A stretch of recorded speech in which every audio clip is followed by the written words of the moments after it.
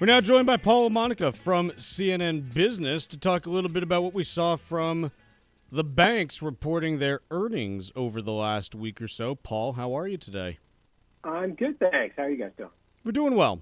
So, mixed bag for the banks in a number of areas, but one place that they've consistently been saying, hey, things aren't going very well, it's on the investment banking side. And is it just we've seen the number of deals dry up, or is there something else going on here?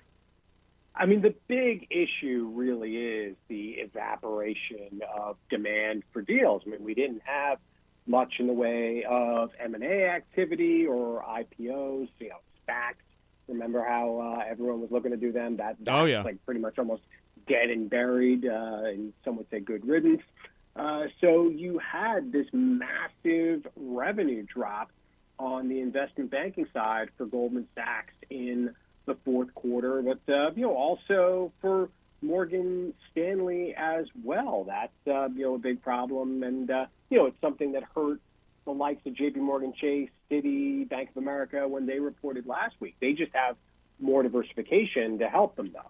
Is there anything suggesting that the tide may be turning when it comes to any type of activity on that side of things in the coming year, or still awfully quiet?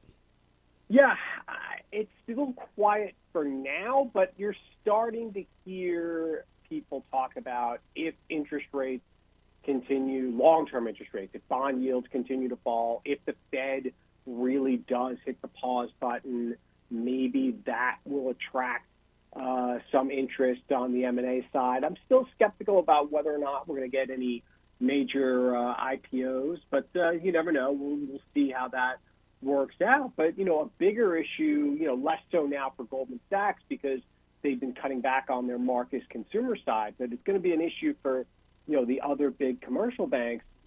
If the housing market continues to slow and if the effect of all of last year's rate hikes starts to impact credit cards and other consumer loans, then that's going to be problematic for your J.P. Morgan Chases, Citis, Wells of the world, because we've already seen what these rate hikes have done to housing.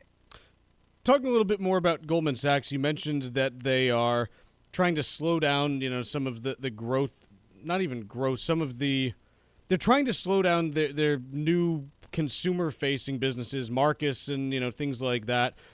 Is it just that they have not really been very good at where they've tried to engage with what they would probably call riffraff in most situations in Goldman's past? I mean, it's possible. I mean, I think that, clearly there are definitely some issues with regards to reputational challenges that, investment banks and, Goldman Sachs in particular have. But, Goldman has, tried to broaden the appeal of its services to a less affluent consumer, and I think that they've had limited success with that. What do you make of the fact that across the big banks, there's a wide range of growth that we've seen in their wealth management divisions? You have some that are saying, hey, this was a great spot for us this quarter with good year-over-year growth. You have others saying, hey, this was a real challenge.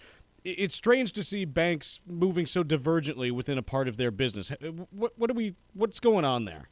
Yeah, I think that really is, very, very interesting. I mean, I think a lot of it may have to do with the type of, customer, how affluent they are in the wealth management business, whether or not they're skewing more towards fixed income versus stocks. I mean, stocks had an amazing October and November and then pulled back in December. Bond yields have continued to fall. So there's definitely been a bit of a divergence, I think, with performance of, equity versus fixed income. So I think that might have something to do with it. But, obviously there are just so many, worries right now about where the economy is heading. So, that's going to be, a continued challenge for all the banks. With all those worries about where, the U.S. economy is heading, and again, I don't think anyone, has a clear idea about this, why have financials been significantly outperforming the S&P 500 as a whole for the last 6 months? Because that's tough to reconcile in my mind. Yeah, I mean, I think that part of it is this hope that if the Fed really is going to pause and maybe cut rates at the end of 2023, which might be a pipe dream, but the hope is that that might happen.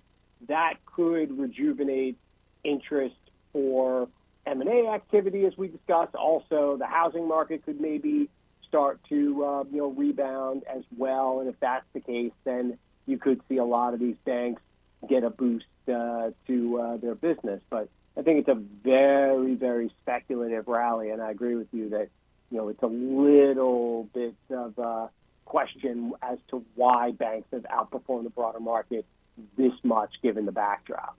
Very good. Paul, appreciate the time today. Hope you have a fantastic weekend, and we will catch up with you soon. Thanks a lot. If the Giants win tomorrow night, it'll definitely be a fantastic. Yeah, I would say so.